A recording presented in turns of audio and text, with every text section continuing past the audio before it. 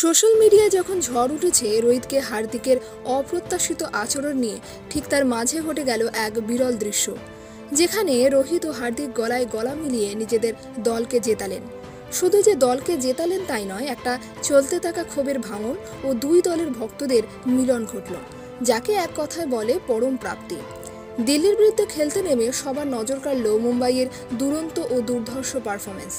রোহিতকে দিল্লির বিরুদ্ধে খেলতে দেখে মনে হলো না কোনো ব্যতিক্রম কিছু, বরং সবাই এটাই দেখতে চাইছিল তার চেনা ছন্দটা।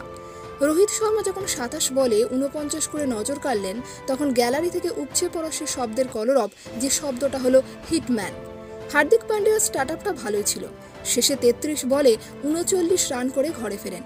শেষমেশ 20 ওভারে 5 উইকেটে 234 রান করে ঘরে ফেরেন মুম্বাই ইন্ডিয়ান্সের প্লেয়াররা। দ্বিতীয়ার্ধে মুম্বাই ইন্ডিয়ান্সের প্লেয়ারদের চাপ হয়তো সহ্য হলো না দিল্লি ক্যাপিটালসের। শেষে 205 করে ঘরে ফিরে যেতে হলো দিল্লিকে তাদের চেনা সাজঘরে। এই প্রথম জয় ছিনিয়ে নিল মুম্বাই ইন্ডিয়ান্স। কয়েকদিন ধরেই চলতে থাকা মানসিক অবসাদের অবসান ঘটালো এই ম্যাচে। আপনিও ভেবে দেখুন একবার, একদিকে ট্রোলিংয়ের কবলে, আবার অন্যদিকে ক্যাপ্টেন্সির চাপ। সবকে সাথে করে নিয়ে তার জেন্টল মেন্টালিটির পরিচয় দিয়ে গেলেন। সত্যি তো, হয়তোবা নাও হতে পারে আপনার পছন্দের প্লেয়ার, তা বলে কটাক্ষ করা উচিত নয়, কারণ সেই জায়গাটা তাকে নিজেকে অর্জন করতে হয়েছে। এতক্ষণ যার কথা বলছিলাম সে হলো হার্দিক পান্ডিয়া।